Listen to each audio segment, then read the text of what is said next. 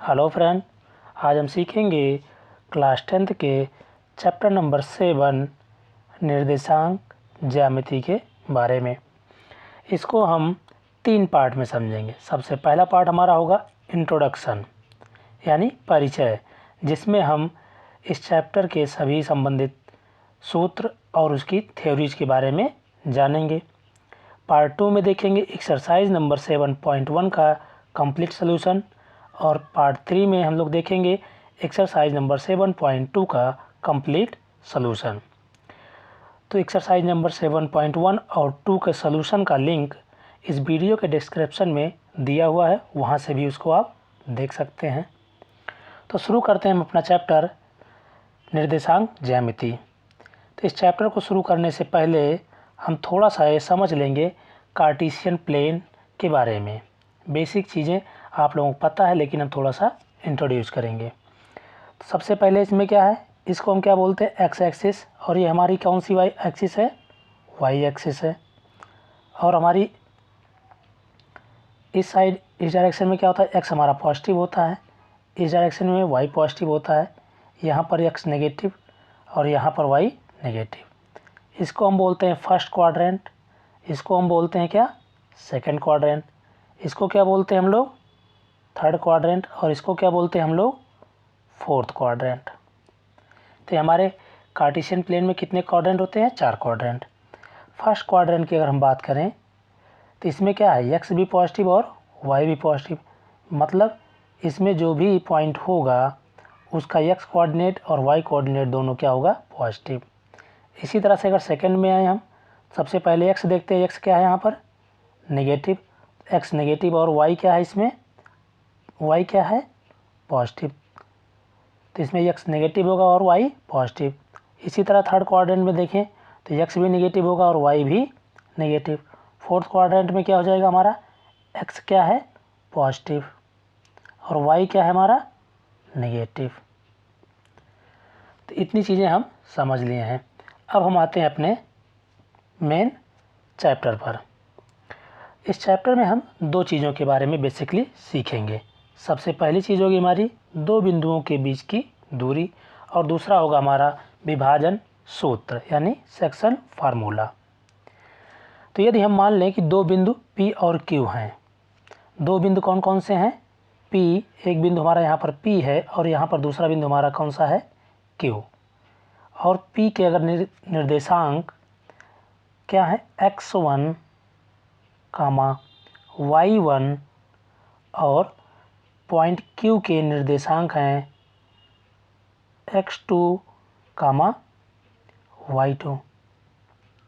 तो अगर हम इन दोनों बिंदु P और Q के बीच में अगर हमें दूरी निकालनी है तो इसका फार्मूला है, हम लिखेंगे बिंदु P और Q के बीच की दूरी P Q equal to under root,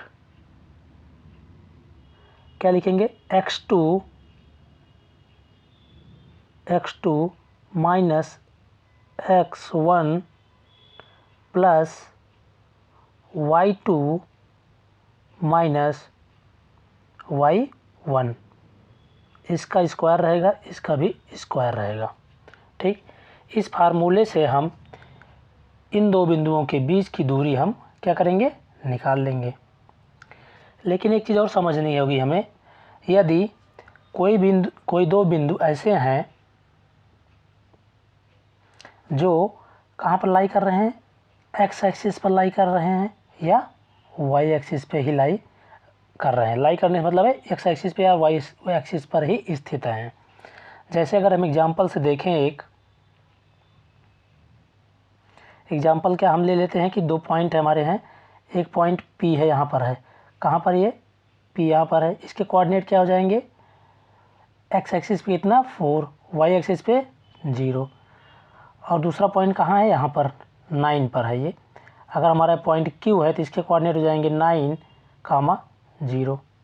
हमारा ये क्या होता है, ओरिजिन O। तो अगर हमें बिंदु P और Q के बीच की दूरी हमें इस कंडीशन में ज्ञात करनी है तो हम इस फार्मूले का यूज़ करके भी निकाल सकते हैं और आसानी से भी निकाल सकते हैं। तो दोनों के बीच की दूरी PQ क्या हो जाएगी, P क्यू क्या हो जाएगा, ओ से क्यू, ओ क्यू सॉरी ओ, इसको ओ क्यू माइनस क्या कर देंगे, ओ पी। तो क्या हमारा निकल के आ जाएगा, ये पी और क्यू के बीच की दूरी निकल कर आ जाएगी। इसी तरह से अगर दो बिंदु वाई एक्सिस पे स्थित हैं या नेगेटिव वाई एक्सिस पे स्थित हैं या इधर कहीं भी स्थित है अगर, तो हम उनको इस तरीके से भी निकाल सकते हैं आसानी से। ठीक, यहाँ तक बात समझ में आ गई। अब हम सीखेंगे जो हमने फार्मूला ये सीखा है दो बिंदुओं के बीच की दूरी, इसका प्रयोग हम कहाँ कहाँ करेंगे। तो इसके हम प्रयोग या अनुप्रयोग के बारे में सीखेंगे। तो इसका प्रयोग हम इस चैप्टर में बेसिकली 3 जगह करेंगे, एक संरेखी, एक त्रिभुज और एक चतुर्भुज। इन 3 चीज़ों के लिए हम करेंगे। तो इसमें से एक एक करके हम समझते हैं। सबसे पहला हमारा है संरेखी। संरेखी का मतलब क्या होता है, एक ही रेखा में हो। अगर हमारे पास हम कह दें बिंदु ए, बिंदु बी और बिंदु सी, ये 3 बिंदु हैं, हम ये कहें कि ये तीनों बिंदु एक ही रेखा में हैं, तो इसके लिए क्या कंडीशन है। कंडीशन अगर मान ले इसके जो है बिंदु ए के कोऑर्डिनेट हैं x1 y1, बिंदु बी के कोऑर्डिनेट हैं x2 y2 और बिंदु सी के कोऑर्डिनेट हैं x3 y3। तो इस कंडीशन में क्या होगा, अगर हम कहें ये तीनों बिंदु संरेखी हैं तो इसकी कंडीशन क्या होती है, संरेखी कब होंगे, जब ए बी, हम यहाँ से दो बिंदुओं के बीच की दूरी से फार्मूले से निकाल लेंगे ए बी की डिस्टेंस, और फिर क्या निकाल लेंगे बी सी, क्या निकाल लेंगे बी सी, और फिर हम क्या निकाल लेंगे ए से सी की सीधे दूरी ए सी। यदि ए सी बराबर A B plus B C होता है तब हम ये कह पाएंगे कि ये तीनों बिंदु ए बी और सी क्या हैं, संरेखी हैं। अगर यह कंडीशन नहीं फॉलो होती है तो हम ये संरेखी नहीं होंगे। यहाँ तक चीज़ समझ में आ गई। अब दूसरा पॉइंट हमारा कौन सा है, त्रिभुज। दूसरा पॉइंट हमारा कौन सा है, त्रिभुज। तो त्रिभुज के बारे में देखेंगे। त्रिभुज में क्या होती हैं, 3 हमारे क्या होते हैं, कोने होते हैं। तो हम मान ले 3 कोने होंगे तो इनके तीनों के निर्देशांक होंगे। मान ले पॉइंट एक है ए, जिसके निर्देशांक है x1, y1। दूसरा पॉइंट कौन सा है, बी, जिसके निर्देशांक क्या है x2, y2। तीसरा निर्देशांक हमारा क्या है, सी, जिसके निर्देशांक है पॉइंट है सी, जिसके निर्देशांक हैं x3, y3।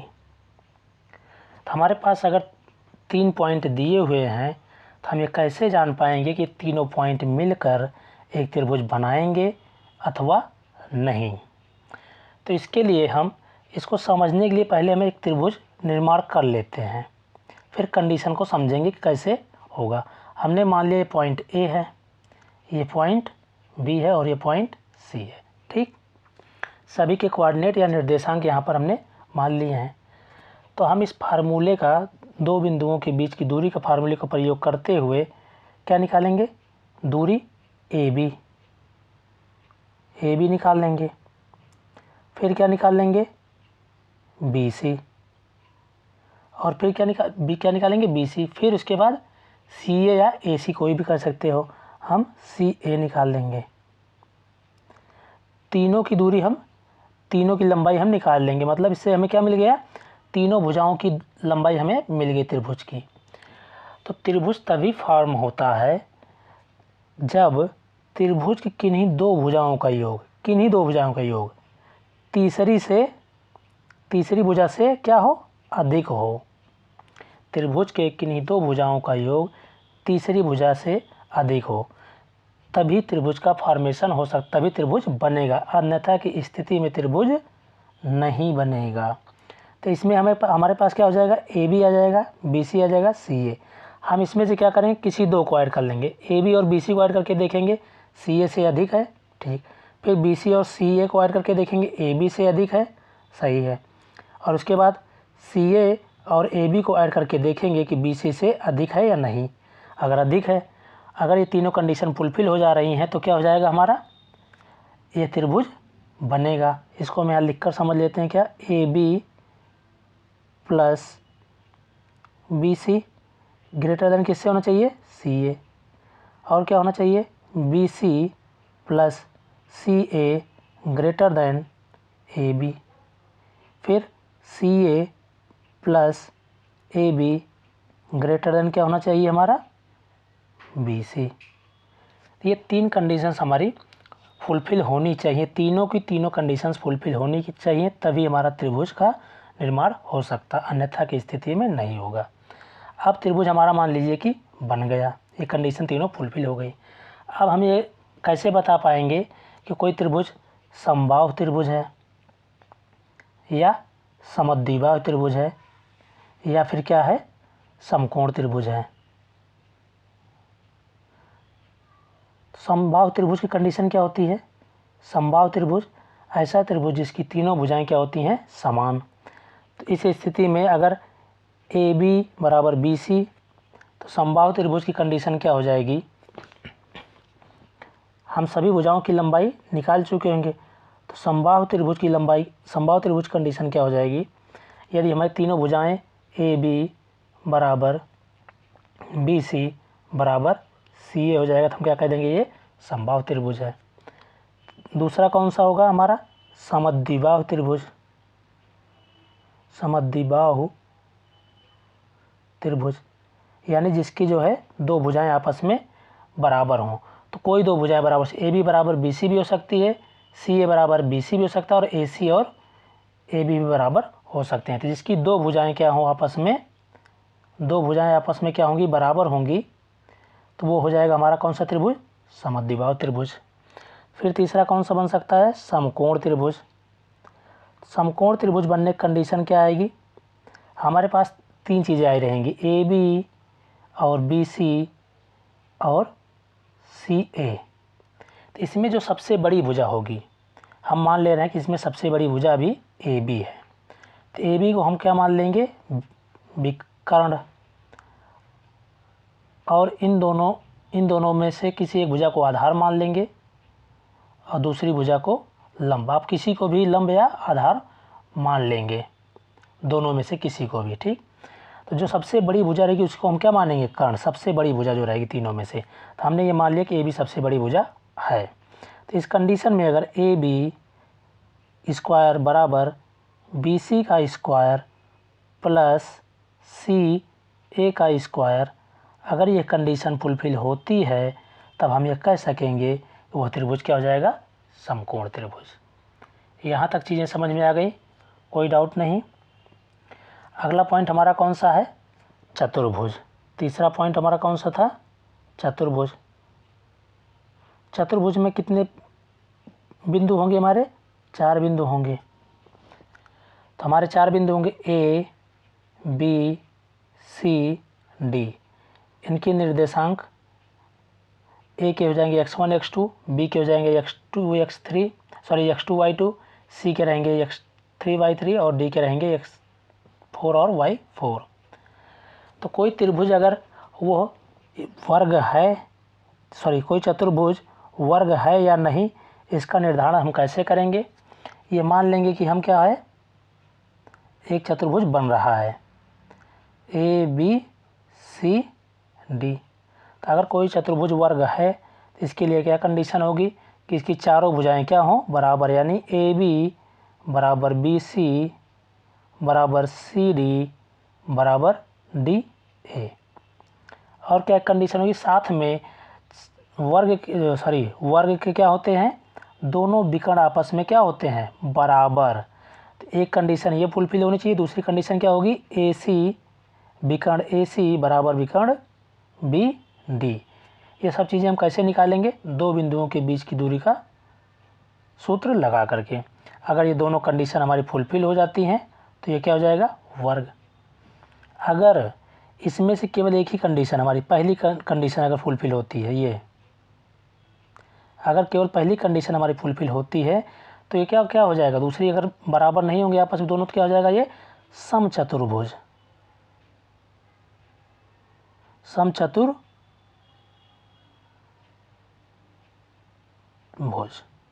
तो इस तरह से अलग अलग चतुर्भुज कंडीशंस हमें पता होंगी, उसके बारे में हम देख करके ये समझ लेंगे कौन सा चतुर्भुज बन रहा है। ठीक, यहाँ तक चीज़ें समझ में आ गई हैं। तो इसके बाद हम अगला पॉइंट अपना देखेंगे, विभाजन का सूत्र। विभाजन सूत्र हमारा है विभाजन सूत्र, यानी इसको अंग्रेजी में क्या बोलते हैं हम लोग, सेक्शन फार्मूला। ये सूत्र हमारा क्या कहता है, यदि एक रेखाखंड है, एक रेखाखंड है ए बी, जिसमें ए के कोऑर्डिनेट है x1 y1 और बिंदु बी के कोऑर्डिनेट हैं x2 y2। यदि कोई बिंदु P, मान लेना कोई बिंदु P है जिसके कोऑर्डिनेट x और y हैं, ये इस रेखाखंड AB को M1 और M2 के अनुपात में इसको बांट रहा है। हमारा क्या है, AB एक रेखाखंड है और इसको एक बिंदु P M1 और M2 के अनुपात में बांट रहा है। तब हमें क्या है, x और y, मतलब इस बिंदु P के निर्देशांक क्या होंगे। इस बिंदु के निर्देशांक क्या हैं, x। सबसे पहला निर्देशांक हमारा x क्या हो जाएगा, बिंदु P के निर्देशांक x क्या हो जाएंगे। x निकालने के हम क्या करेंगे, x1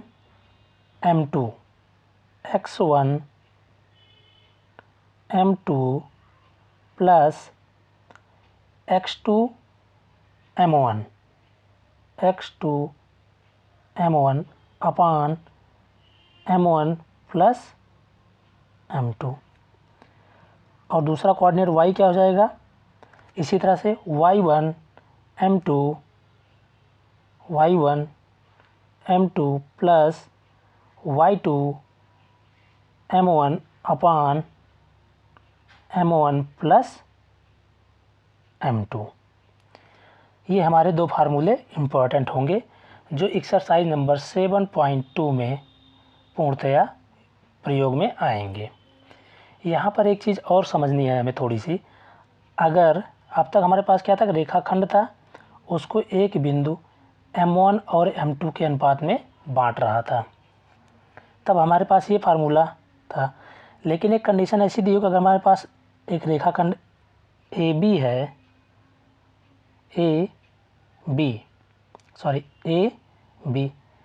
इनके निर्देशांक A के x1 y1 है और इसके क्या है, वही x2 y2।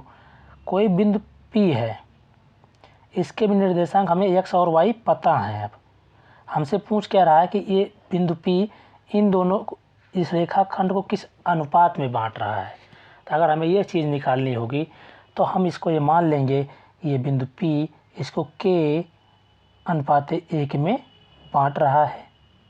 ठीक, और इसी फार्मूले का यूज़ करके हम K का मान निकालेंगे। तो फार्मूला क्या बनेगा, देख लेते हैं। x बराबर आ जाएगा, हमें x तो पता होगा, x बराबर हो जाएगा K, लाइन हम खींच दे रहे हैं यहाँ पर, रेखाखंड हमारा AB, बिंदु क्या है P, कोऑर्डिनेट सारे वही हैं, इसको हमने मान लिया K और 1 के अनुपात में बांट रहा है। तो 2 वाले हो गए कोऑर्डिनेट, ये 1 वाले।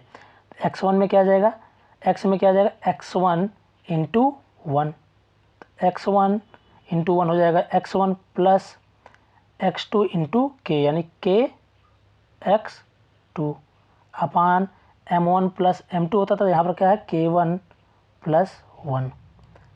इसी तरह y कोऑर्डिनेट लिख दें, y क्या होगा, y1 इंटू 1 यानी y1 plus y2 into K यानी K इंटू y2 अपान K प्लस 1। इस फार्मूले का हम प्रयोग करके अनुपात निकाल लेंगे आसानी से। पिछले सूत्र का प्रयोग करके भी अनुपात हम निकाल पाएंगे, लेकिन उसमें क्या होगी, हमें थोड़ी कठिनाई होगी। इस फार्मूले से हम आसानी से निकाल ले जाएंगे। तो इस चैप्टर की जितने भी सूत्र थे और थ्योरी थी इतनी ही है। अब आगे हम देखेंगे क्या, एक्सरसाइज के इनके सॉल्यूशन 7.1 का, जिसका लिंक डिस्क्रिप्शन में दिया हुआ है, वहाँ से आप देख सकते हैं। Thank you.